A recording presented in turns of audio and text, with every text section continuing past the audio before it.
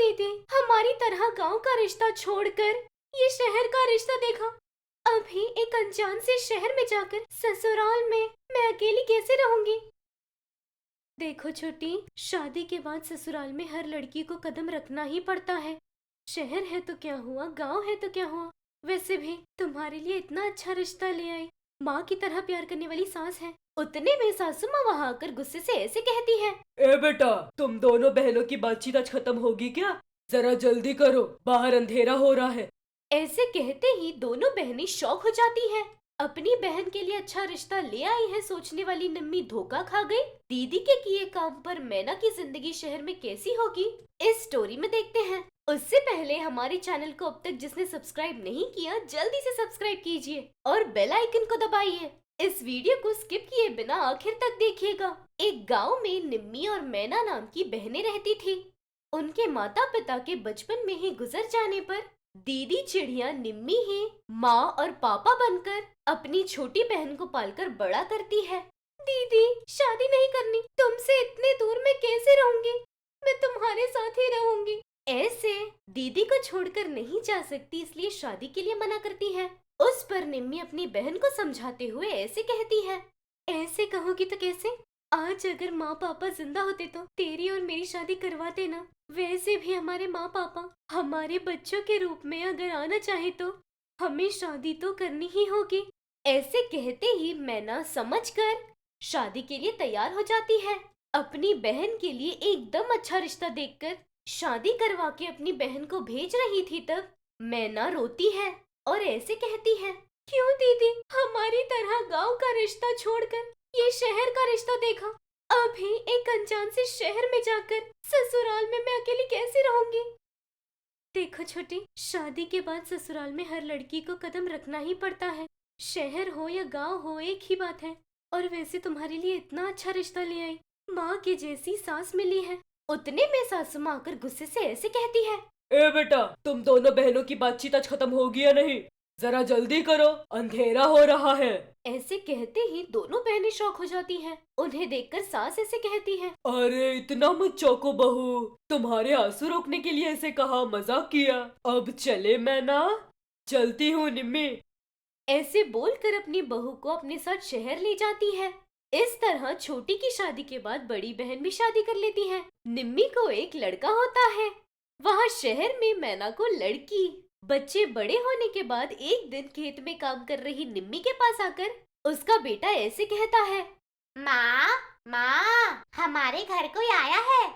ऐसे कहते ही निम्मी जाकर कौन है देखने पर वो मैना थी, अपनी बेटी के साथ आई थी। उसे देखकर खुशी से, निम्मी तू कैसी है, कितने दिन हो गए तुझे देखे। दिन क्या, कितने साल हो गए दीदी, वो शहर छोड़कर यहाँ गांव में आना टास्क है दीदी। ऐसे एक दूसरे से मिलने के बाद, एक दूसरे के बच्चों का परिचय करवाने के बाद डिनर के वक्त मैना की बेटी ऐसे कहती है, मम्मी, मुझे ये खाना नहीं चाहिए, मुझे ना पिज्जा चाहिए। ये डर्टी खाना नहीं खाना है। ओके बेटा, मैं तुम्हारे लिए गरम गरम पिज्जा बना कर देती हूँ। वो डर्टी फूड वहाँ कचरे में डाल दो। ऐसे कहता सुन निम्मी अपनी बहन से ऐसे कहती है, मैना क्या है ये, बच्चों को पैसे और खाने की कीमत बताए बिना पाल रही हो। हर बार जो भी मांगेंगे वे जो है वो खाओ कहना छोड़कर खाने को गंदा बोल रहे हो दोनों। तुम उदास मत हो दीदी, हमारे शहर में ऐसा ही है, खाना नहीं पसंद आए तो पसंद का खाना ऑर्डर करके खा लेते हैं। ये बना कर खाना टाइम वेस्ट लगता है, लेकिन विलेज में ऑर्डर नहीं कर सकते, इसलिए उसे कहा बना कर दे देती हूँ। तुम बहुत बदल गई हो छोटी, अगर नहीं बदलेंगे तो शहर में नहीं जी सकते, ऐसे कहती है। अगले दिन से मैना शहर से गांव आई है ये जानकर उससे मिलने के लिए मैना के रिश्तेदार, उसके सभी दोस्त आकर जाते हैं। उन्हें देखकर मैना की बेटी ऐसे कहती है, माँ, ये सारे डर्टी पीपल तुम्हारे फ्रेंड्स हैं? इनके पास अजीब स्मेल आ रही है।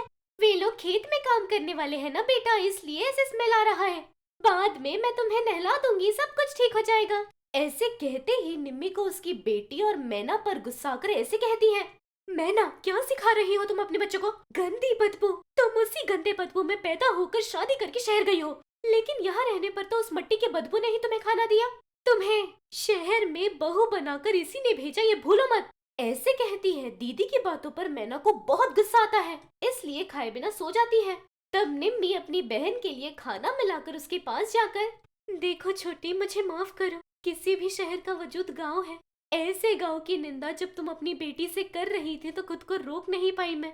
एक बार सोचो ना, बचपन में माँ पापा के जाने के बाद एक एक निवाले के लिए हमने कितना कष्ट उठाया। ऐसे में जब तुम्हारी बेटी उस खाने को डर्टी बोल रही थी, एक खींच कर देने का छोड़कर तुम भी डर्टी बोलोगी। इस गांव में वो मिट्टी की बदबू नहीं है छोटी, अनजान होने के बावजूद हम पर दिखा रहे वो प्यार है छोटी। ऐसे कहते ही मैना को अपनी गलती का एहसास होता है। 2 दिन से वो शहर का जो अहंकार दिखा रही थी वो सोचकर उसी को शर्म आती है।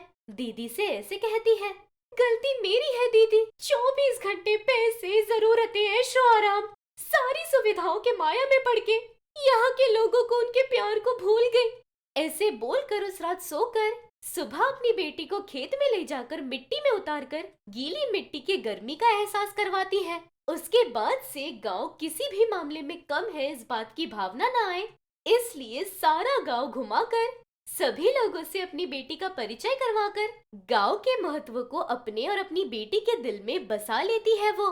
इस तरह गांव को अपनी नजर में नीचे करने वाली मैना फिर से अपनी जन्मभूमि का महत्व समझती है। ये थी फ्रेंड्स गांव की बड़ी बहन शहर की छोटी बहन की कहानी। अगर ये कहानी आपको पसंद आई तो लाइक और शेयर कीजिएगा।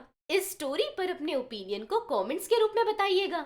ऐसी ही दिलचस्प कहानियां बनाने के लिए हमें एनकरेज कीजिए। अगर आपके भी दिमाग में अच्छे अच्छे आइडियाज आ रहे हैं तो नीचे कमेंट सेक्शन में हमसे शेयर कीजिए। अच्छे आइडियाज को हम स्टोरी के रूप में आपके सामने प्रस्तुत करेंगे।